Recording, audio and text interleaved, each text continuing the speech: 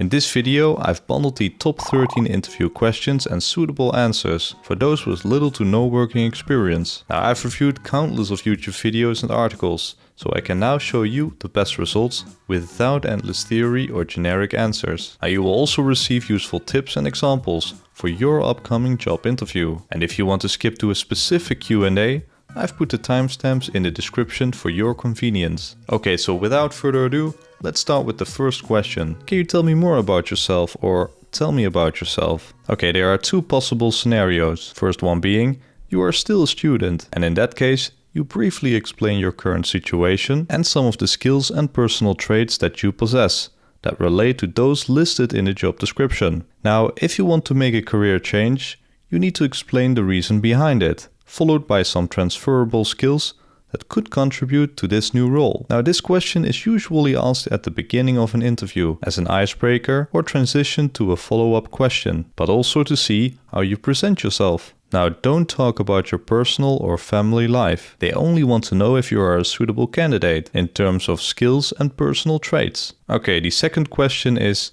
how did you hear about the position?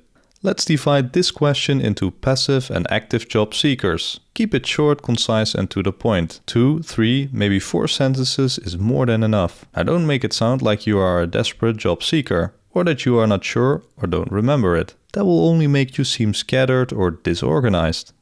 As for the third question, why do you want to work here?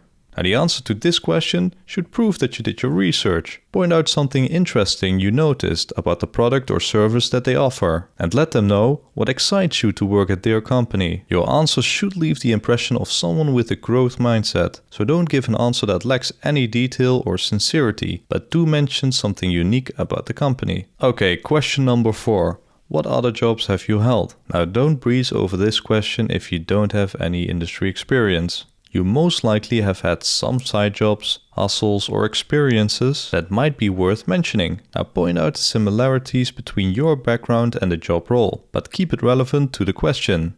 Don't say you haven't or ramble about something that's irrelevant to what the interviewer is asking you. Then we arrive at question number 5.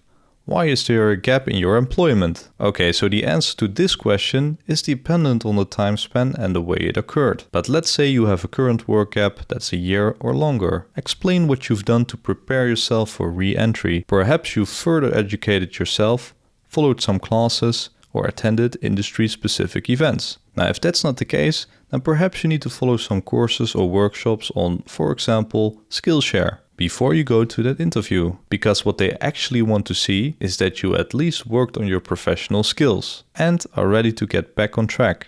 Okay, question number 6. What is your weakness? What you need to know before you answer this question is that a weakness is something that can be fixed, corrected, or improved on. You can mention a personality trait, like I do in this example, as long as it's not an obvious strength in disguise. Also, don't say that you don't have a weakness or that you've never thought about it. Everybody has a weakness, so stating the opposite only proves your lack of awareness. Okay, let's go to question number 7. What are your strengths? Now, to make it easier on yourself, I would suggest you print and take the job description to your interview and mention some skills that you possess, like I did in this example. After that, you pick and further elaborate on a personality trait or some qualification that will contribute to each and every task in this particular job role that you are interested in. Now, things to avoid when answering this question is lack of self-awareness or modesty. So don't use words like perhaps, probably, or maybe. Let's see, question number 8. How do you handle stress? Now, what the interviewer wants to know here is whether you understand how pressure affects you and if you know how to deal with it. Now, start off by saying that you can manage stress or pressure, or tell them that you experience some discomfort but learned how to deal with it. Now, with each and every statement, you provide an example. Now, this can be a project, exam, presentation, or whatever experience you felt some sort of pressure. Now, key here is to break it down and come up with an example that shows your ability to turn stress into action to accomplish a certain task. Okay, that brings us to question number 9. What motivates you? What drives you to succeed? That's what they want to know. They want to see if you've got the drive and positive vibe to take on the job responsibilities. So to answer this question the right way, it's important to come up with some sort of narrative that connects with the job role. For example, if you apply for a sales position, then you might want to emphasize your passion for bioresearch or social selling. But important here is to provide a relevant example that proves your motivation, and don't confuse the interviewer by sharing too much of information. Okay, question number 10. Where do you see yourself in 5 years of time? Okay, so the answer to this question should at least give the impression of you being a dependable employee that they can count on for the long term. Now, to leave this impression, you should avoid talking about a different job title or career opportunity within that company. What you should do, however, is focus on the journey you hope to take. Keep in mind that they are reviewing whether you are worth investing their time and money into. Okay, next up we have question number 11. What are your salary expectations? So this question is quite tricky because you don't want to aim too high that you put yourself out of their budget. But on the other hand, if you aim too low, you might feel miserable afterwards because of an unsatisfying salary compensation. Now check out this example. Now in some cases, they want to hear what you would consider as a reasonable offer, and then you can answer it like this. Now some employers will still want to hear specific numbers. Then I would suggest you to provide a wide salary range based on some free tools out there on the internet. Now with salary related questions, you should avoid giving a set number and be as self-assured as possible because they also check how much you value yourself and your work.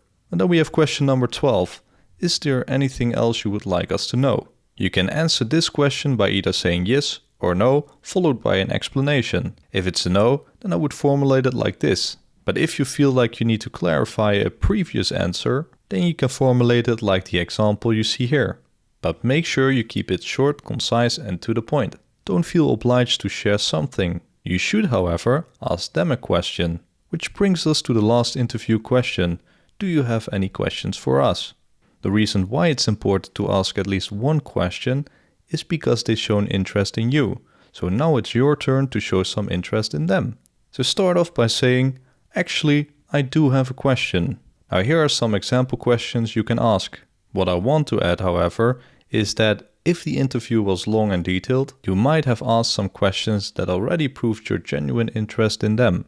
Now in that case, it's perfectly fine to say, I don't have any questions, but I want to thank you for giving me this opportunity. What's next in the process after this? I would also recommend you to send a thank you note, either by email or by phone, on the same day or the day after. Okay, that's it for the 13 interview questions and answers. Now before I end this video, let me know if this video was informative by leaving an emoji with glasses and leave an emoji with sunglasses if you actually got hired. And don't forget to check out my other videos on making a cover letter, resume and LinkedIn profile. You can find the links in the description. Thanks again for watching and see you next time.